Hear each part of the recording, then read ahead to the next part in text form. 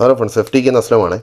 ഇന്ന് നമുക്ക് വന്നേക്കുന്നത് പോക്കോയുടെ M3 എന്ന് പറഞ്ഞൊരു മോഡലാണ്. ഇതിന് കുറേ കോമൺ കംപ്ലയിൻറ്റ്സ് വരാറുണ്ട്. ഇന്നൊരു ഡിഫറെൻ്റ് ആയിട്ടുള്ളൊരു കംപ്ലയിൻ്റ് ആണ്, ഒരു ചെറിയൊരു ഫോൾട്ടാണ്. അത് പെട്ടെന്ന് നമുക്ക് എങ്ങനെ ഫൈൻഡ് ചെയ്യാമെന്നുള്ള രീതിക്ക് ജസ്റ്റ് സ്റ്റെപ്പ് ബൈ സ്റ്റെപ്പ് എടുക്കാൻ വേണ്ടിയിട്ട് ബിഗിനേഴ്സിന് വേണ്ടിയിട്ടുള്ളൊരു ക്ലാസ്സാണ്. അപ്പോൾ ജസ്റ്റ് ഒന്ന് നോക്കിക്കോളുക. നമ്മളത് ആദ്യമേ ചാർജർ കണക്ട് ചെയ്തപ്പോൾ തന്നെ 0 ലോഗാണ്, ഒന്നും വരുന്നില്ല.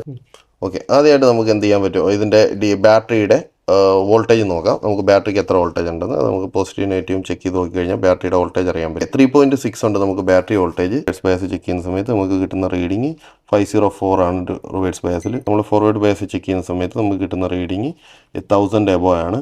ഓക്കെ, നമുക്ക് മനസ്സിലാവും വി ബാറ്റ് സൈഡ് നോർമലാണ്, ബാറ്ററി സൈഡ് പ്രശ്നമില്ല, അതുപോലെ നമ്മുടെ വി ബാറ്റ് സൈഡും കുഴപ്പമില്ല, നോർമലാണ് നമുക്ക് കിട്ടിയത്. അപ്പോൾ നമുക്ക് ഇനിയിപ്പോൾ ചെക്ക് ചെയ്യാനുള്ളത് ഇതിനകത്തേക്ക് വി ബസ് വരുന്നുണ്ടോയെന്നുള്ളതാണ്. അതിന് നമ്മൾ ചാർജിങ് കേബിൾ കണക്ട് ചെയ്യുക. ചാർജിങ് കേബിൾ കണക്ട് ചെയ്തതിന് ശേഷം നമുക്ക് വി ബസ് ഫസ്റ്റ് വരുന്ന സ്ഥലം, അതായത് ഇവിടെ ഒരു ടെസ്റ്റ് പോയിൻ്റ് ഉണ്ട്. ആ ടെസ്റ്റ് പോയിന്റിൽ നമുക്ക് എന്ത് ചെയ്യാം, ചെക്ക് ചെയ്ത് നോക്കാം വി ബസ് എത്ര വരുന്നുണ്ടെന്ന്. വി ബസ് നമ്മൾ ചെക്ക് ചെയ്യുന്ന സമയത്ത് ഇവിടെയാണ് നമ്മൾ വി ബസ് പോയിൻ്റുള്ള. വി ബസ് ചെക്ക് ചെയ്യുന്ന സമയത്ത് നമുക്കൊന്നും തന്നെ എന്ത് ചെയ്യുന്നില്ല, കിട്ടുന്നില്ല. 0 ആണ് നമ്മുടെ വോൾട്ടേജ് കാണിക്കുന്നത്. ഓക്കെ, അപ്പോൾ നമുക്കിവിടെ വി ബസ് വരുന്നില്ല എന്ന് നമുക്ക് പെട്ടെന്ന് തന്നെ ഐഡൻറ്റിഫൈ ചെയ്യാൻ പറ്റും. ഓക്കെ, സബ് ബോർഡ് ചെക്ക് ചെയ്യുന്ന സമയത്ത് നമുക്ക് സബ് ബോർഡിലേക്ക് വി ബസ് വരുന്നുണ്ട്. നമ്മുടെ വി ബസ് 5 വോൾട്ടാണ്, 5 to 5.3 വോൾട്ടാണ് വരിക.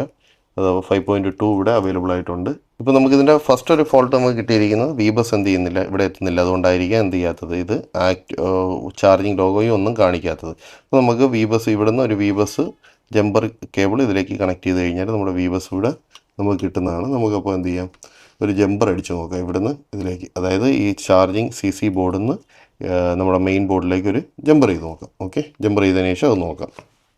ഓക്കെ, നമുക്കിപ്പോൾ ചെക്ക് ചെയ്ത് നോക്കാം. നമ്മൾ ഓൾറെഡി ഇതിന് ഇവിടുന്ന് ഒരു ജമ്പർ ചെയ്തിട്ടുണ്ട്. Sub board to main board ഒരു ജമ്പർ ചെയ്തിട്ടുണ്ട്. കുറച്ച് കട്ടിയുള്ള കേബിളിൽ അടിക്കുക. നിങ്ങളുടെ ചെറിയ കേബിളാണെങ്കിൽ ഒരു 2-3 ലെയർ എടുത്തിട്ട് ട്വിസ്റ്റ് ചെയ്തിട്ട് അടിക്കുക.